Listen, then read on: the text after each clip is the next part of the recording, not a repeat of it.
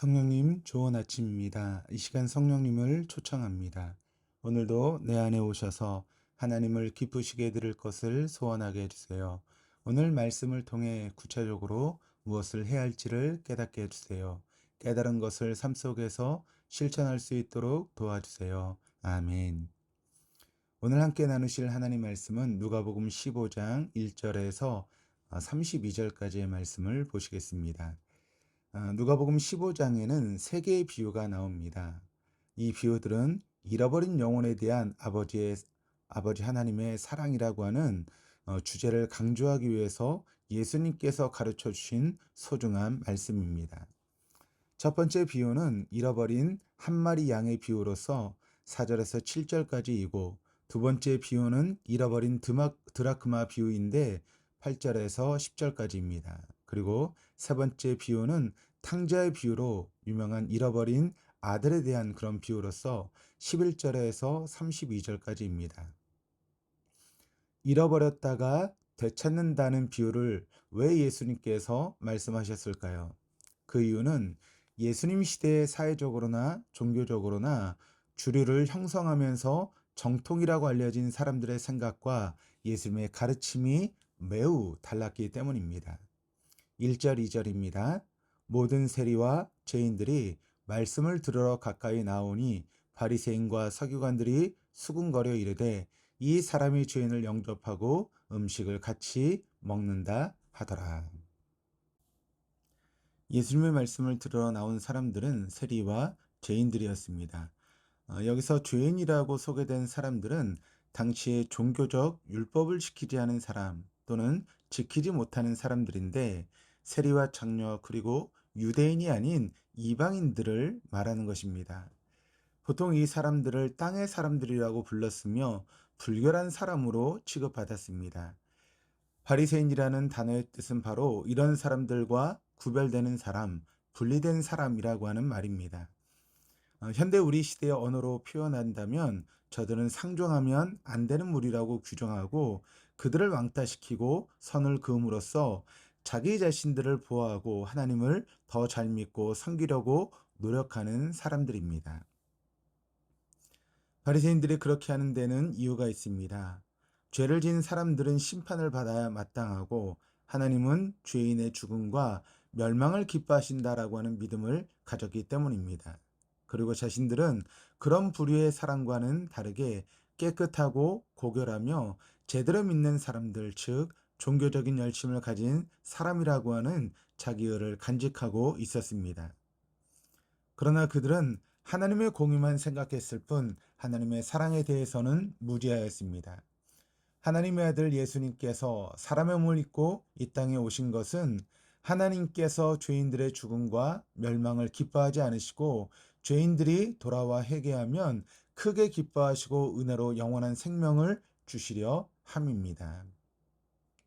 예수님은 이 사실을 바리새인과 서기관들에게 분명히 가르치시고 세리와 죄인들에게는 예수님 앞에 나오는 것이 결코 거부될 일이 아니라 환영받을 일이며 반가워하신다라고 하는 것을 알려주심으로써 세리와 죄인들을 격려하시기 위함이었습니다.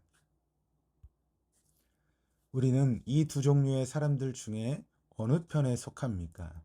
세리와 죄인처럼 조심스럽게 예수님께 나아가 말씀 듣기를 바라십니까? 아니면 바리새인들과 서기관처럼 수군거리며 불쾌하게 여기면서 예수님께 비난의 화살을 돌리십니까? 당연히 저는 죄인입니다. 예수님 앞에 나아가기를 원합니다. 라고 말하지만 실제로는 편견과 종교적인 전통이나 관습에 익숙하여 예수님의 가르침과 반대되는 생각이나 행동을 할 때도 가끔 있습니다. 서기관들과 바리새인들은 그들에게만 허용된 줄 알았던 은혜의 수단들이 세리들과 죄인들에게 주어져서 회개하라고 부르심을 받고 죄사함을 얻으며 예수님의 친구가 되어 음식을 같이 먹으며 축복받는 것을 보면서 질투를 느꼈습니다. 질투를 넘어서서 부당하다고 생각한 것입니다. 죄인은 심판받고 멸망해야 하는데 예수님은 그들이 이렇게 생각하고 있다라고 하는 것을 아셨기 때문에 회개한 죄인 하나와 회개할 것이 없는 의인 아흔아홉을 비교하면서 회개한 죄인 하나의 더 큰 비중과 사랑을 나타내주고 계십니다. 첫째, 잃은 양의 비유에서는 99마리를 들에 두고서라도 그 잃은 것을 발견하기까지 찾아다니시는 애틋한 사랑의 목자의 심정을 볼 수 있습니다. 둘째, 드라크마를 잃어버린 여인의 마음을 통해 고귀한 가치를 지닌 영혼에 대한 간절함을 비유를 통해 가르쳐 주십니다. 셋째, 집을 나간 둘째 아들의 돌아옴을 방기는 아버지의 태도에 대해 불쾌하여 반항했던 큰아들의 언행을 통해 바리새인들과 서기관들의 생각과 행동을 지적하고 계십니다. 잃어버린 양의 비유와 잃어버린 드라크마 비유, 잃어버린 아들에 관한 비유 모두 잃어버린 소중한 것에 관한 안타까운 주인의 심정을 설명해 주는 가르침이지만 단순히 같은 내용을 세 가지 방법으로 반복하신 것은 아닙니다. 양이 길을 잃어버린 것은 순전히 자신의 어리석음 때문입니다. 분별력이 없기에 갈 길을 몰라 헤매는 인생을 의미합니다. 두 번째, 잃어버린 드라크마는 드라크마 자체가 살아있는 것이 아니기에 움직일 수 없어서, 즉 스스로 없어지거나 도망치는 것은 아닙니다. 누군가가 그 드라크마를 놓쳤거나 흘렸기 때문입니다.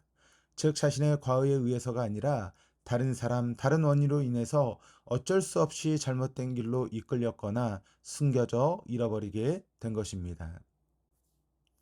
세 번째, 집을 나간 아들은 아버지에게 등을 돌리고 고의적으로 떠났고 아버지로부터 받은 재산을 허비하고 인생의 바닥을 맛본 다음에야 돌아왔습니다. 어리석음으로 잃어버렸든지 타인에 의해서 원치 않게 소외되었든지 아니면 고의적인 반역처럼 악질적이라 하더라도 하나님은 찾으시며 기다리시고 되돌아오시기를 바라십니다. 인간의 어리석음과 유혹과 또 구조적인 타락이든 고의적인 타락에도 불구하고 끝까지 하나님의 품 안에 돌아오고 회개하기를 기다리시는 좋으신 하나님, 사랑의 아버지이십니다. 오늘도 그 사랑의 하나님에게로 있는 모습 그대로 돌아와 아버지의 품에 안기시는 우리가 될 수 있기를 바랍니다. 누가복음 15장 전체를 묵상해 보면 참으로 놀라운 가르침이 담겨 있습니다. 하나님이 인간보다는 훨씬 더 정다우시다는 것입니다. 정통파라고 자처했던 사람들은 세리와 죄인들을 소외시키고 그들에게서 구원이나 발전에 대한 희망을 조금도 가지지 않았습니다. 멸망의 자식들로 단정을 짓고 버렸습니다. 그러나 하나님은 그렇지 않습니다.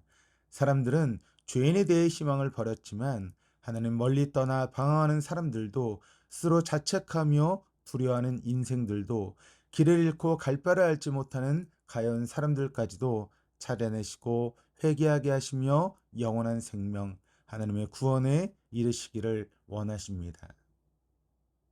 이것이 오늘 우리에게 주시는 기쁜 소식입니다. 잃어버린 영혼을 향한 아버지의 뜨거운 사랑은 끝이 없으시며 지금도 우리를 부르시며 찾으십니다. 기도하시겠습니다. 하나님 아버지, 예수님의 마음을 오해했던 바리새인과 서기관들처럼 선입견을 가지고 지낼 때가 많았습니다. 나는 의로운 사람처럼 행동했고 다른 사람은 정죄하면서 은근히 다른 사람의 회개와 구원을 질투한 때도 있었습니다. 용서하여 주옵소서. 또한 멀리 떠나 방황하면서도 죄의 길인 줄도 모르고 헤매거나 고의로 주님을 배반한 적도 있었습니다. 죄인인 내가 어떻게 하나님 앞에 갈 수 있지 하며 두려워하면서 예수님을 외면하기도 했습니다. 오늘 성경 말씀을 통해 사람들은 외면하고 버렸지만 하나님 우리를 찾으시며 기다리시며 받아주시는 분이심을 알게 되었습니다. 부족한 모습 그대로 주님 앞에 나아갑니다. 우리를 받아 주옵소서. 세리와 죄인들을 영접해 주시고 영원한 소망을 주신 하나님, 죄를 받아주시고 영원한 생명을 주시며 주님의 자녀 삼아 주옵소서. 감사드리며 예수 그리스도 이름으로 기도드립니다. 아멘.